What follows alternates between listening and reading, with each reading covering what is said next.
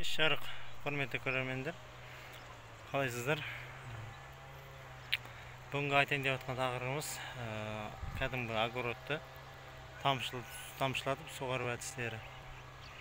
Тамшылатып суғару әдістері қазіргі замандағы ең ыңғайлы қолданыстағы суғару жүйесі болып табылады. Оған көп күш те кетпейді. Ләжі осының жақсы инструкциясын істеп дұрыс пайдаланса, ол адамның күші де керек емес, оны крандарын ашып қойып пайдалана беруге болады. Бүгінгі тақырыбымыз, бүгін көрсетеміз. Сол кезде қалай тесу керек, шлангерді қалай орнату керек, соны бірге көретін боламыз. Бізбен бірге болыңыздар.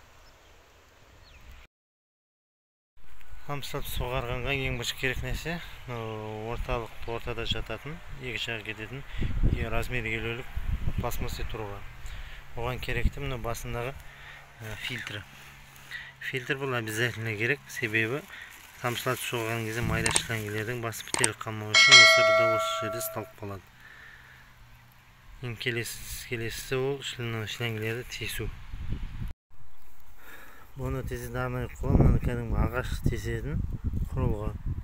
Осыны мынандай батареечный шурупавермен малый оборотқа қойып, бұны пластмассовый трубаны керек жерден өлшеп тесіледі.